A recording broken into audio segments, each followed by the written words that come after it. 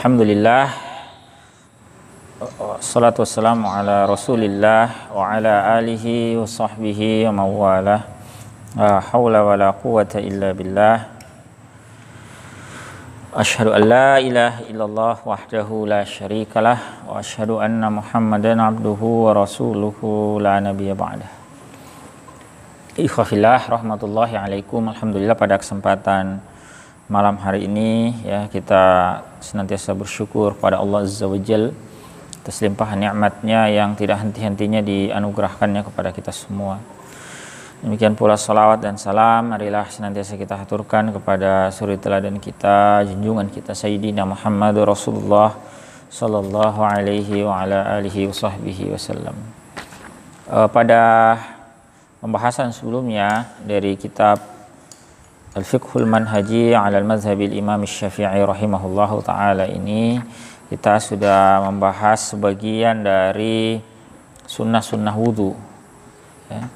Dari sunnah-sunnah wudu yang dikemukakan beliau, para muallif di sini, para penulis kitab, itu ada 18 ya.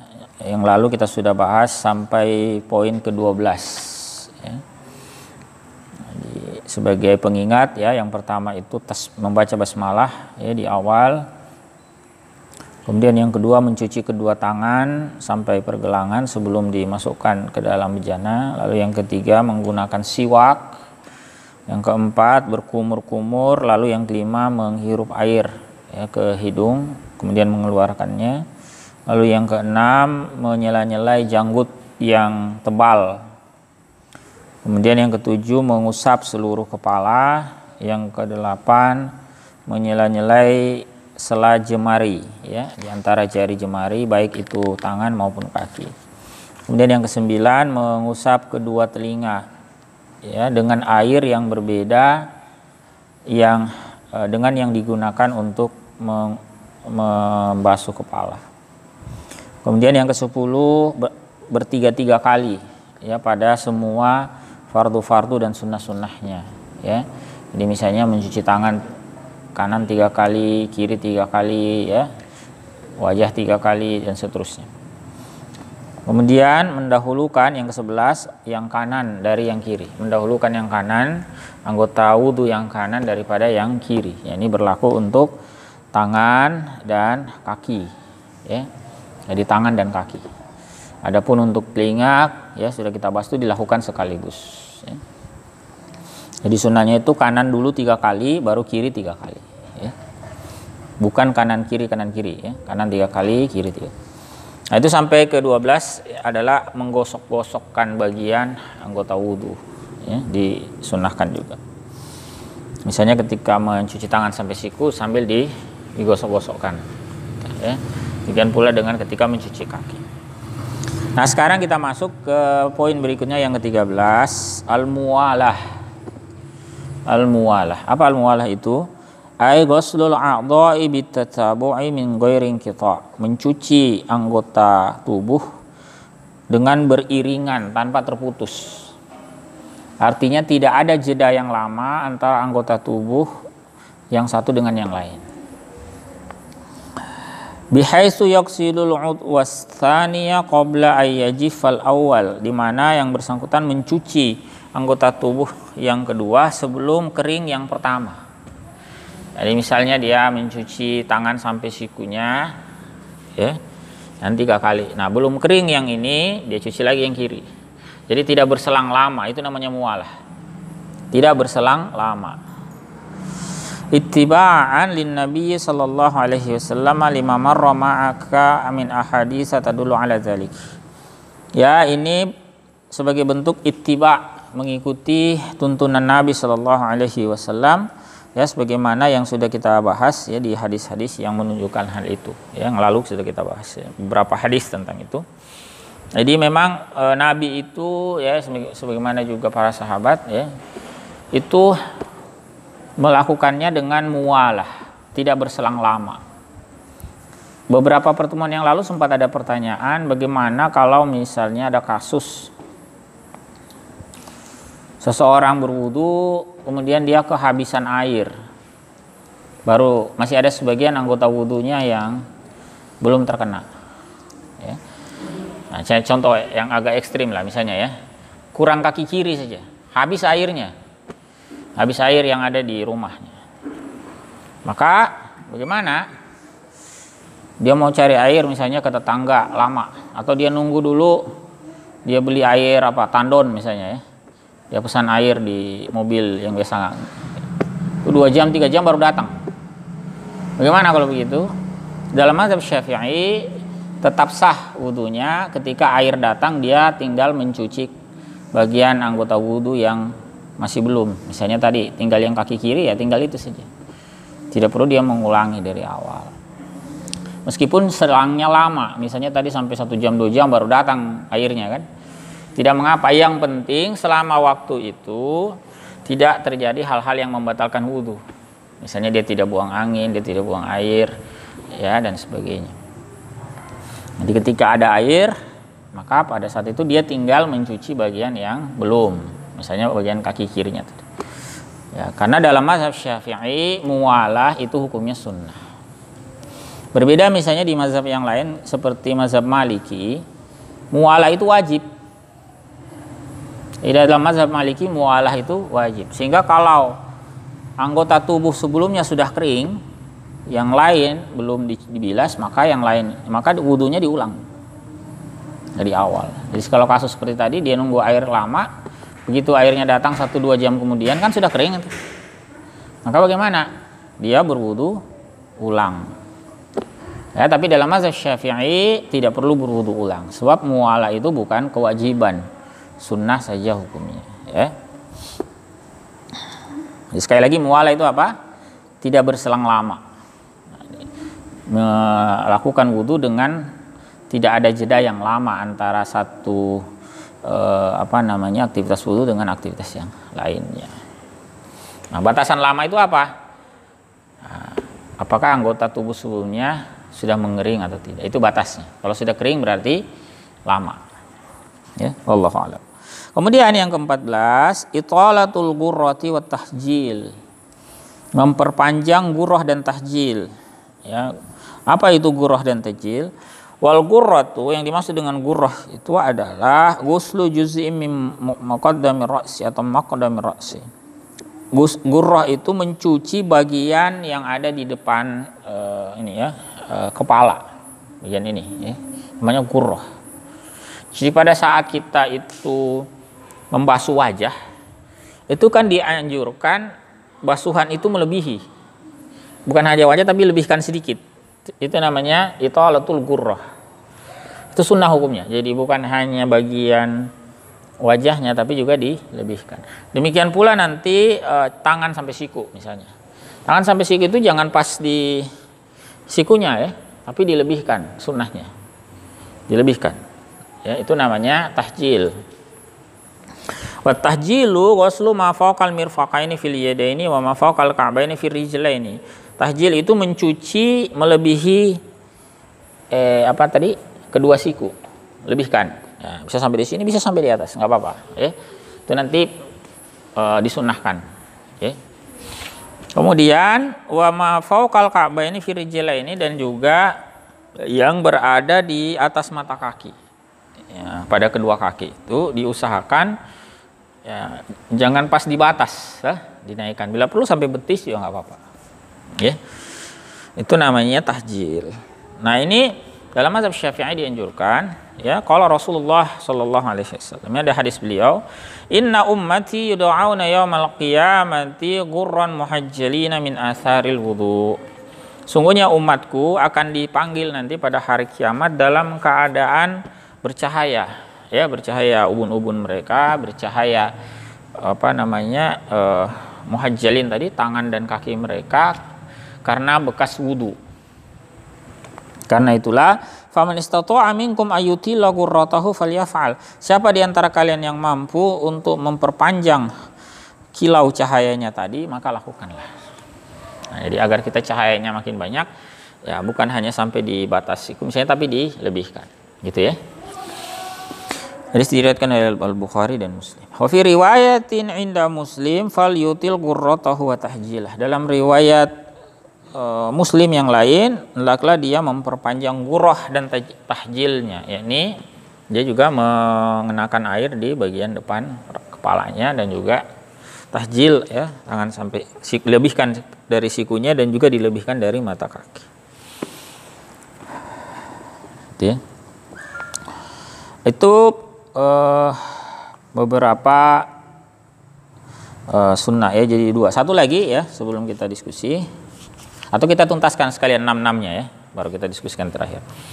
Al-i'tidal yang ke-15, al-i'tidalu bil ma'i duna sarfin aw taqtir. Sedang dalam menggunakan air.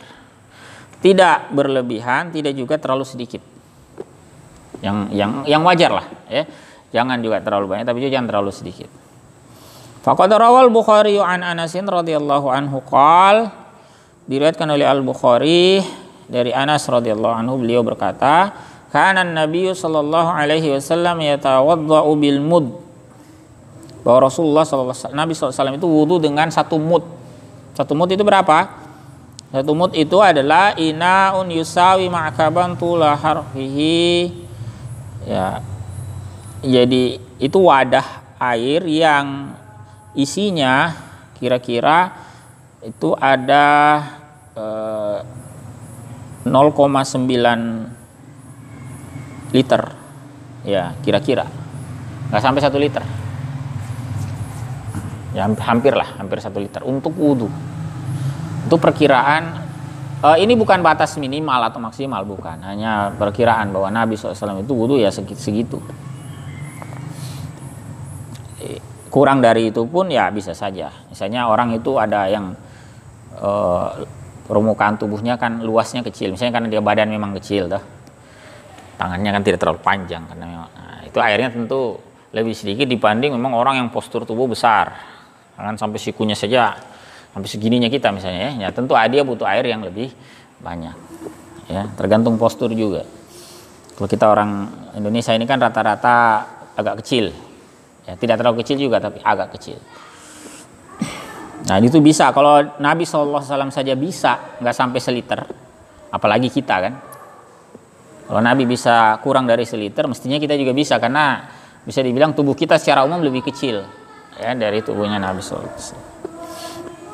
Dan dilarang juga terlalu banyak, ya, bahkan dalam hadis yang lain itu Nabi ingatkan untuk tidak berlebihan dalam dalam menggunakan air, meskipun kita melakukan wudhu itu di sungai. Misalnya ada yang wudhu di sungai itu ya 3 kali saja, jangan juga sampai 5 kali, ya, 10 kali, ya, 3 kali saja.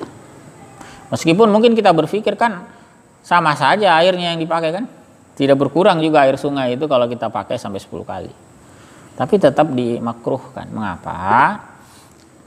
Karena memang begini, meskipun airnya berlimpah, tapi yang ingin dibentuk oleh Nabi Shallallahu Alaihi Wasallam itu kan adalah sikap mental kita, agar kita itu memiliki sikap mental yang menggunakan air seperlunya. Nah, jadi meskipun kita di tengah laut atau berada di sungai, ya jangan berlebihan, 3 kali cukup, ya. Kemudian yang ke-16, disunahkan istiqbalul qiblati indal wudhu'i li annaha asyraful jihad, ya, menghadap kiblat ketika berwudu, karena itu adalah semulia-mulia arah, ya. Usahakan wudu itu menghadap kiblat, dan menata sarana wudu itu juga sedemikian rupa sehingga orang ketika menggunakan menghadapnya ke kiblat, gitu. Nah, misalnya tempat kita di masjid sini kan diupayakan agar kiblat kita di sana, usahakan orang wudunya itu di sebelah sana sehingga menghadapnya ke kiblat, jangan terbalik. Ya, diusahakan begitu agar yang berwudu juga mendapatkan keutamaan ini, ya, pahala sunnah ini. Atau kalau misalnya kita ketemu di satu tempat yang memang posisinya kurang, ya mungkin karena perancangannya atau memang kontur daerah itu yang kurang sesuai sehingga terpaksa tidak menghadap kiblat, nah kita yang mengupayakan gimana caranya agar kita tetap menghadap kiblat, meskipun bisa jadi kerannya di samping kita bukan di depan. Paham maksudnya, ya? Jadi kita mengupayakan agar sunnah menghadap kiblat tetap kita peroleh, ya. Nah, dibantu dengan yang membangun tadi itu, agar dia merancang tempat wudhu pun itu perlu paham ilmu yang begini ya. Jangan sampai yang rancang tempat wudhu masjid itu tidak paham sunnah-sunnah seperti ini, sehingga dia membuat tempat wudhu yang menyulitkan orang menghadap kiblat. Bahkan tempat wudhunya itu posisinya di sebelah sana, jadi malah orang membelakangi. Kalau posisi di sebelah sana, bagaimana kita menghadap kiblat? Kalau posisi di sebelah sini misalnya kerannya, kan kita masih bisa di samping kanan, wudhunya dari samping kanan, paham maksudnya? Tapi kalau di sebelah sini berarti kita wudhunya dari samping kiri. Nah, tapi kalau posisinya di sana bagaimana? Nah, menyulitkan. Jadi yang merancang pun juga perlu paham bahwa disunahkan ketika orang itu wudhu dia menghadap ke kiblat. Kemudian yang ke-17, Allah yatakallama asna al-wudu'i ittiba'an lirrasul sallallahu alaihi wasallam. Tidak berbincang ketika wudhu sebagai bentuk ittiba, ya, kita mengikuti tuntunan Rasulullah sallallahu alaihi wasallam. Jadi wudhu pun jangan ngobrol. Ya, kan kadang-kadang juga karena wudhunya dengan teman, akhirnya sementara wudhu juga ngobrol juga ya. Jangan, ya. Kalau mau ngobrol kan nanti setelah selesaikan saja dulu wudhunya. Setelah itu kalau ada yang mau dibicarakan silakan. Wudhu kan tidak lama, hanya ya mungkin 1-2 menit sudah selesai. Setelah itu kalau mau berbicara ya. Kemudian yang terakhir, jangan lupa at-tasyahhudu 'indal intihai minal wudu'i wad du'a. Bertasyahud ketika usai ya dari wudhu dan juga berdoa. Jangan lupa ya. Jadi tuntunannya itu ada membaca tasyahud dan doa. Tasyahudnya jelas ya. Dalam hadis riwayat Muslim disebutkan kita membaca asyhadu alla ilaha illallah wahdahu la syarikalah wa asyhadu anna Muhammadan abduhu wa rasuluh. Itu dalam hadis riwayat Muslim. Kemudian di dalam hadis riwayat At-Tirmizi dikatakan doanya Allahumma ja'alni minat tawwabin wa ja'alni minal mutatahhirin. Ya. Allah jadikanlah aku termasuk di kalangan orang-orang yang gemar bertaubat. Menjadikanlah aku ya di kalangan orang-orang yang gemar membersihkan diri. Itu dalam riwayat Tirmizi. Ada lagi riwayat An-Nasa'i ya, beliau katakan subhanakallahumma wa bihamdik asyhadu an la ilaha illa anta astaghfiruka wa atubu ilaik. Sama dengan doa kafaratul majlis. Ya, jadi itu ada 3 doa ya yang dituntunkan dalam riwayat dalam hadis. Ya, bacaan pertama hadis riwayat Muslim itu dengan tasyahud. Dengan tasyahudnya tadi apa? Asyhadu an la ilaha illallah wahdahu la syarikalah wa asyhadu anna Muhammadan abduhu wa rasuluh. Itu dalam hadis riwayat Muslim. Dalam hadis riwayat At-Tirmizi ada doanya Allahumma ja'alni minat tawwabin wa ja'alni minal mutatahhirin. Lalu yang terakhir riwayat An-Nasa'i membaca doa yang mirip dengan kafaratul majlis tadi. Subhanakallahumma wa bihamdik asyhadu an la ilaha illa anta astaghfiruka wa atubu ilaik. Ya, gitu ya. Nah, mau digabung semua juga nggak apa-apa, silakan. Karena semuanya ada dasarnya. Jadi mau dibaca semua juga nggak apa-apa. Ya. Wallahu a'lam bissawab. Ya. Demikian ikhwas fillah rahimakumullah pembahasan kita dari pembahasan tentang sunnah wudu. Jadi total ada 18 ya yang dikemukakan oleh para penulis kitab ini. Ya. Sampai di sini ikhwas fillah, kalau ada hal-hal yang ingin didiskusikan kami persilahkan. Kalau ada ya sunnah wudu ya, silakan, baik yang online maupun yang offline. Kalau ada silakan. Yang tadi kita bahas itu apa? Mualah. Apa tadi mualah artinya? Tidak berselang lama. Nah, batasan lama atau tidak itu adalah anggota tubuhnya yang sebelumnya itu sudah mengering atau belum. Kemudian berikutnya adalah tuntunan atau anjuran untuk mencuci bagian kepala depan ini ya ketika membasuh wajah, dan juga melebihkan dari siku dan dari mata kaki, dilebihkan. Kemudian kita juga dianjurkan untuk tidak berlebihan dalam menggunakan air. Jangan terlalu banyak, jangan juga terlalu sedikit. Kemudian disunahkan menghadap kiblat ya. Lalu tidak berbicara ketika sedang berwudu. Kemudian yang terakhir bertasyahud dan membaca doa. Ya, demikian. Ya, ya sepertinya ada pertanyaan di zoom ya, kita lihat ya bagaimana kita mengambil air wudhu pada posisi di kamar WC kereta api, tetapi kita tidak mengetahui arah kiblat yang terbaik. Syukron. Jadi gini, kalau kita tidak mengetahui arah kiblat, kita bisa menduga saja, memperkirakan, ya, memperkirakan. Bagaimana kalau posisinya itu berubah-ubah? Nah, seperti kalau di kereta api itu kan, kadang dia belok, belok itu kan pasti berubah. Nah, gimana kita mengetahui? Ya tidak apa-apa. Sepengetahuan kita saja. Tidak perlu memaksakan diri takalluf. Yang penting kita menduga, perkiraan arah kiblat ini di sini. Setelah itu ya kita wudhu. Bahwa nanti dia berubah-ubah tidak ada masalah. Ya. Jadi kita mengupayakan yang bisa kita ketahui. Ya. Sama juga ketika misalnya kita naik kapal laut. Kapal laut kan juga begitu.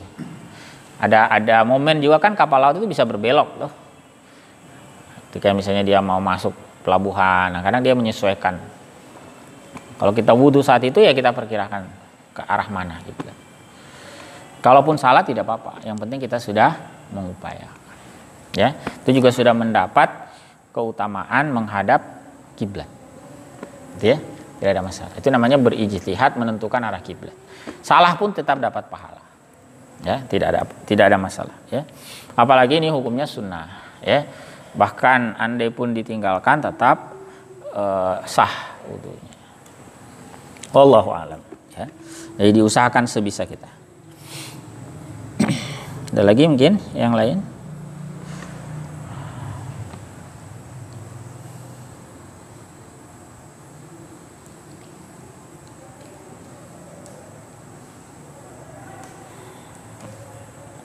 Yang di masjid silakan kalau ada yang mau disampaikan. Mungkin ada pengalaman wudhu yang bingung ya atau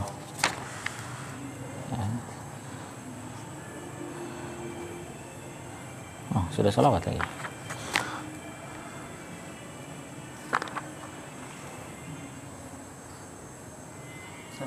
Silakan. Bismillah, assalamualaikum warahmatullahi wabarakatuh. Waalaikumsalam warahmatullahi wabarakatuh. Ini Ustaz, berkaitan dengan wudhu Ustaz.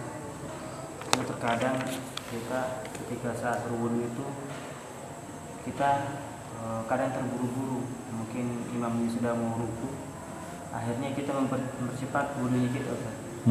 Ya. Bagaimana Ustaz tanggapannya? Iya. Jangan terburu-buru ya, jangan terburu-buru. Nanti di pembahasan sholat kita akan dapati tuntunan Nabi SAW. Alaikum bil waqari was sakinah. Ya, tenang, tidak terburu-buru. Ya, bukan juga berlambat-lambat, yang wajar.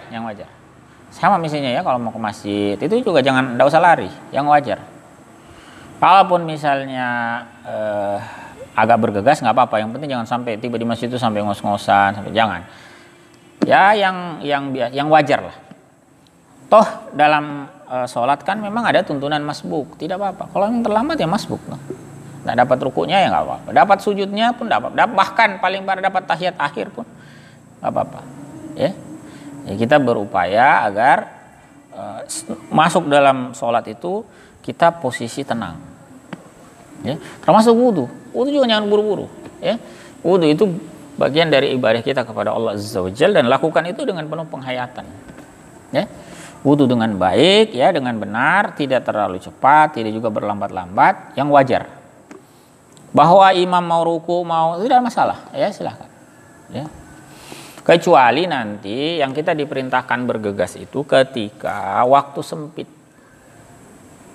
Ini lain pembahasan, waktu sempit. Misal begini. Karena kelelahan habis bekerja keras atau habis perjalanan panjang ya, kita sampai dari Kolaka misalnya sampai di Kendari jam berapa ya, jam 2 siang gitu. Ya, kita sholat duhur, ternyata setelah itu kita kelelahan capek tidur, baru bangun jam berapa, jam 5:30 lebih, belum sholat asar. Begitu bangun, wah hampir habis ini, tinggal 5 menit waktunya.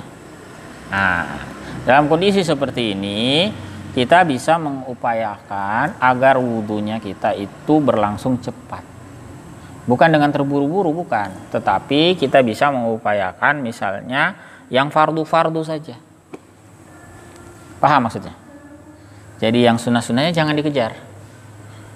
Daripada kita terlewat waktu sholat.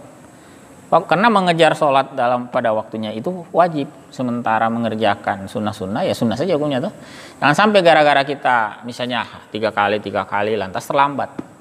Karena waktunya sempit. Jadi yang ini saja, yang fardu saja. Jadi wajah sekali, tangan sampai siku sekali, ini juga sebagian rambut, kaki kanan, selesai. Sehingga kita bisa sholat masih dapat waktunya. Begitu ya. Tapi ini kan kondisi khusus, ya, kondisi khusus. Tapi kalau seperti tadi kasusnya imam masih sementara sholat, bahkan hanya khawatir ketinggalan ruku, berarti kan masih cukup panjang waktunya. Lazimnya sholat di masjid itu kan di awal waktu, tuh. Lazimnya kan di awal waktu, jadi waktunya sebetulnya masih panjang. Wudulah dengan wajar. Ketinggalan ruku tidak apa-apa, kan tinggal tambah 1 rakaat saja. Yang penting kita lakukan dengan penuh ketenangan, kekhusyuan, ya, sehingga sholat kita pun bahkan wudu kita pun berkualitas. Ya. Jangan diburu-buru. Nah, kemudian itu jadi pelajaran bagi kita. Lain kali biar tidak terlambat bagaimana? Ya. Jangan mepet waktunya, qomat misalnya baru bergerak. Ya, wajar kalau terlambat. Misalnya kita di rumah, kita dengar qomat baru ke masjid, ya wajar kalau terlambat dapat takbiratul ihramnya imam atau terlambat dapat rukunya imam. Wajar. Nah, sekarang menjadi pelajaran bagi kita. Berarti berikutnya kalau hendak sholat berjamaah, ya jangan datang pas qomat. Nah, misalnya azan, begitu azan dengar, siap-siap segera berangkat. Begitu maksudnya ya. Jadi kita yang mengatur lah ya. Jadi jangan sampai perkara ini kan sholat itu kan jadwalnya sudah rutin, bukan kegiatan mendadak. Paham maksudnya ya? Justru kitalah yang mestinya mengupayakan agar agenda-agenda kita itu sesuai gitu. Bukan sholat yang menyesuaikan, kita yang menyesuaikan dengan waktu sholat. Kita upayakan sedemikian rupa aktivitas kita tidak menghambat kita melaksanakan sholat dengan waktu yang sesuai. Ya, wallahu a'lam bishawab. Ya, kalau tidak ada lagi, ya kita cukupkan. Ikhwafillah rahmatullahi alaikum. Semoga Allah Subhanahu wa taala senantiasa melimpahkan keberkahannya kepada kita semua. Subhanakallahumma wa bihamdik asyhadu an la ilaha illa anta astaghfiruka wa atubu ilaik. Assalamualaikum warahmatullahi wabarakatuh.